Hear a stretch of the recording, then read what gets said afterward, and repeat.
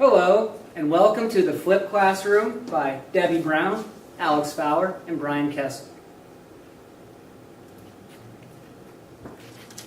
What you will need for the Flip Classroom: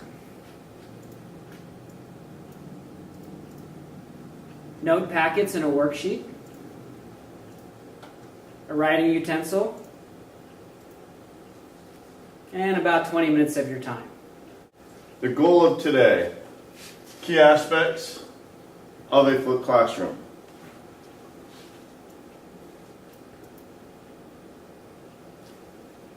The objectives today will be that you'll be able to identify key materials needed to create a flipped classroom. You'll have the tools to determine the feasibility of implementing the flipped classroom in teaching environments or classrooms. We will also discuss the history of a flipped classroom. And on Tuesday, December 2nd, we'll have a whole group discussion involving the pros and cons, advantages, disadvantages, etc. of flipped classrooms. You're going to be able to develop your own opinions during this time on the strengths and weaknesses of flipped classrooms. There have been many current opinions on flipped classrooms. For example, by Bill Gates and Bill Nye, the Dancing with the Stars guy, formerly known as the Science Guy. Both have spoke about flipped classrooms with glowing terms, and that flipped classrooms are changing the world. However, not all opinions are and will be positive.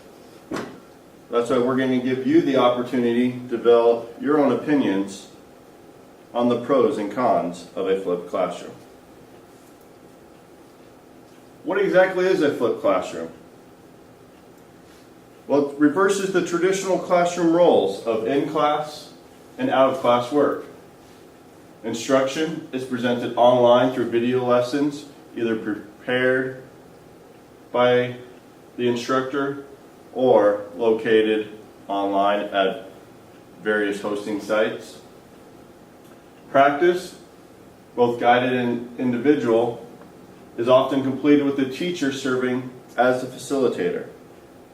A guiding principle of the flipped classroom is that work typically done outside of class, such as problem solving, essay writing, etc., is better undertaken in class with the guidance of the instructor.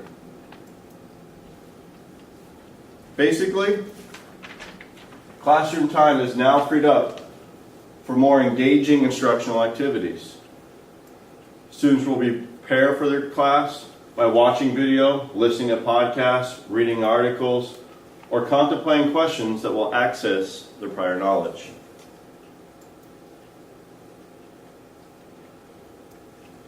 There are some few basics that are needed to create a flipped classroom.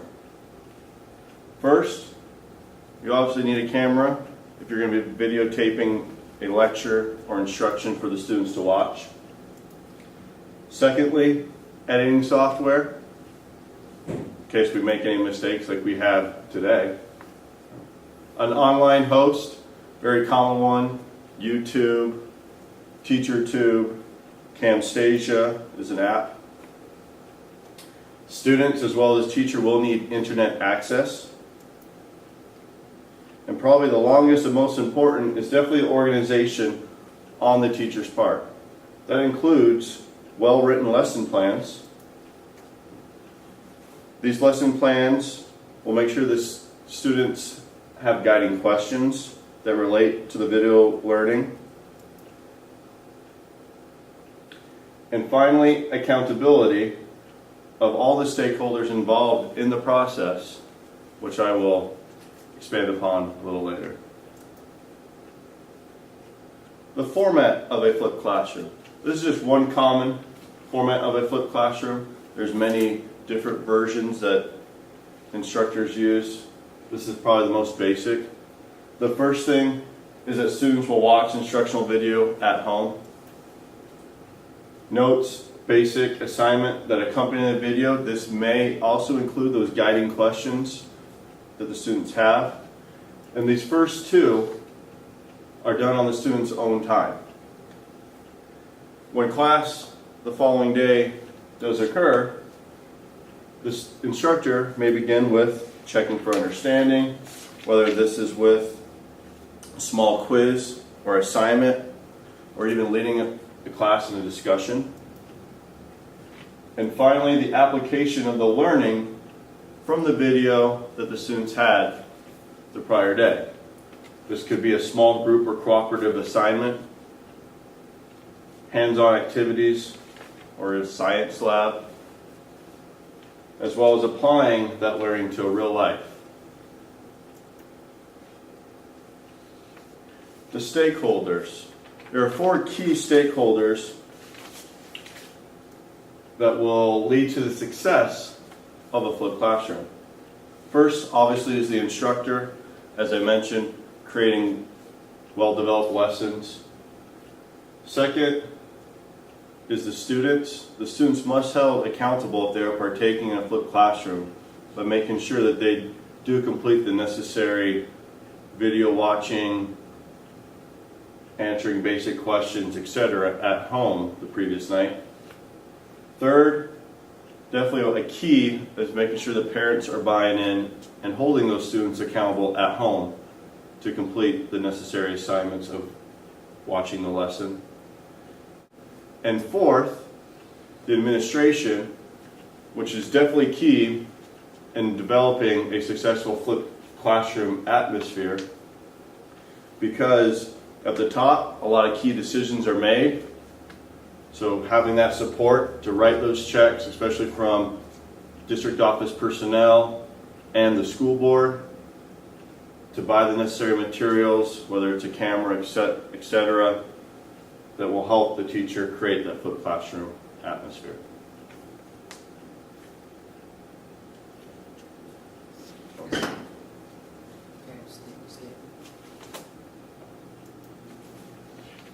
And finally, last thing I'm going to talk with you about today is how we, with the new change come with Common Core, how will the flipped classroom fit those new ideals?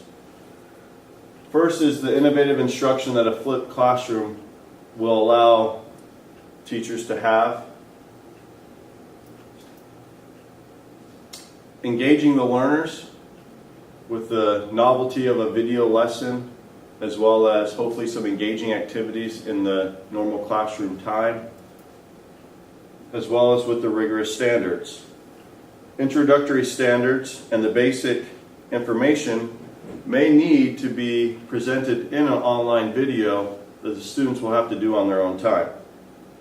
This will allow the teacher to have the free class time to reach those rigorous standards by scaffolding and building on to reach those higher level thinking skills in the class the following day.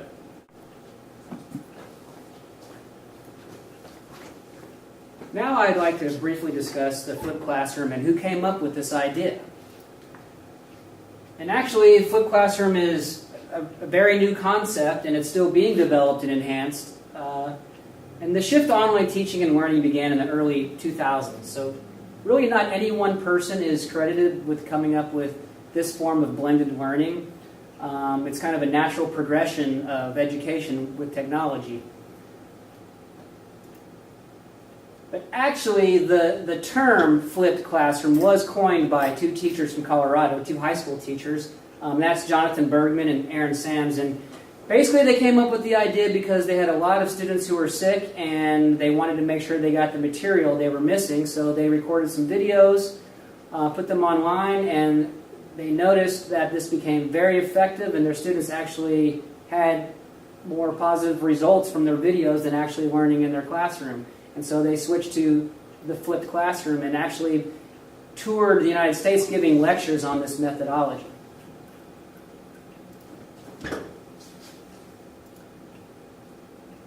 Universities and colleges have been using this form of teaching since the early 2000s, most notably the University of Wisconsin-Madison.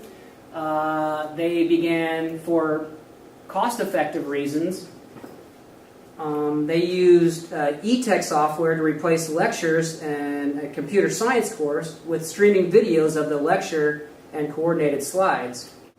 Many articles and books have been published on the subject matter of blended classrooms and flipped classrooms, and the subject is growing.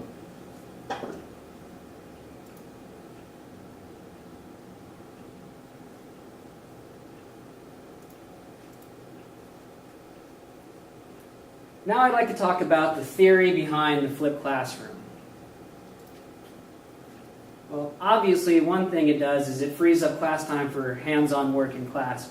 Now the instructor is not just giving boring lessons the half of the class, they're actually walking around helping students individually.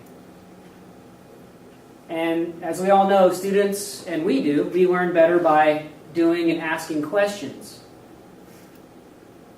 And another aspect, our students are more able to help each other in the process. They can watch the videos collaboratively, or one struggling student might be able to work with a non-struggling student in class instead of the instructor just droning on and on.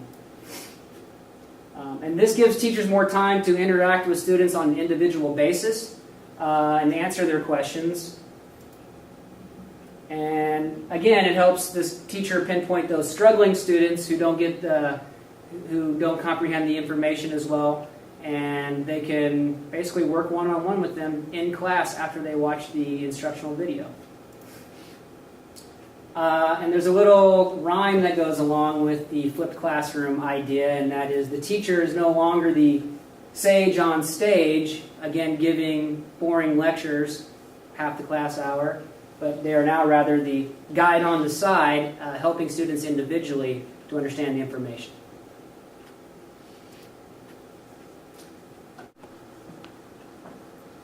So what are the trends and new developments in this field?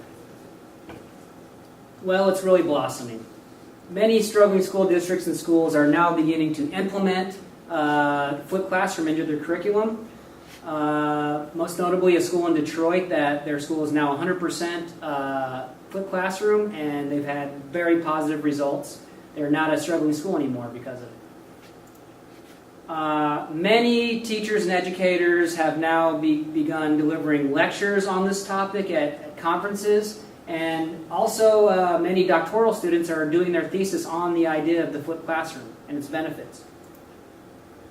Also, of course, the availability of online video and increasing student access to technology has paved the way for this, and there are many resources online for the flipped classroom, such as YouTube, TeacherTube, and there's also a math resource called the Khan Academy, Khan, where they offer free online videos for math lessons.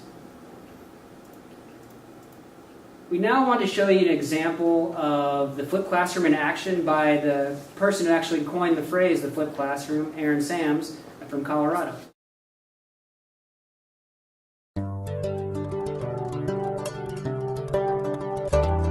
I'm Aaron Sams, and I teach science here at Woodland Park High School.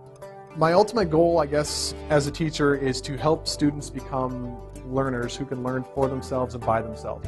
One of the problems that I was guilty of even prior to flipping my classroom around was the classroom was centered around me. I told them exactly what to learn, how to learn it, what assignments to do to learn it, and when to learn it, and how to prove to me that they learned it. I don't do that anymore. We changed the place in which content is delivered. Instead of standing in front of a class and delivering, here's how you do this type of problem, here's how this works, I deliver that direct instruction now asynchronously at home through these videos that we make with Camtasia Studio. Kids come to class, they don't show up to learn new stuff, they show up to apply the things that they learn at home and to ask me questions about the things they learned at home. So now they could have my lesson, if you will, what I would normally have stood up and lectured to them in class with some added features. They get that at home, and then what they were expected to do for homework is now what they do in my class. Life is different for me because I no longer am the guy who stands up in the front of the classroom and just yaks at a student for an hour or however long the class is. Now I walk around the class and I help kids. I'm a tutor, I'm a guide, I'm the putter-outer of fires, whatever it happens to be.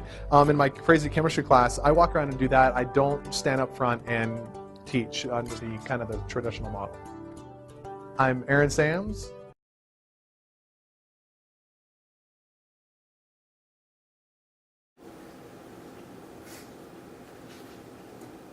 And now I'd like to summarize what we have discussed in this presentation. First off, the explanation of a flipped classroom. What is a flipped classroom and how does it work? The aspects and stakeholder accountability needed to create a successful flipped classroom. How does the flipped classroom relate to Common Core, the new educational standards? The theory behind the creation of flipped classrooms. Why are they beneficial? And trends and developments related to flipped classrooms. So, what's next? Now you're on. We need you to start brainstorming what you feel are some of the advantages and disadvantages, strengths and weaknesses, etc., of the flipped classroom model. Debbie Brown will now lead you in a discussion on this topic. Thank you.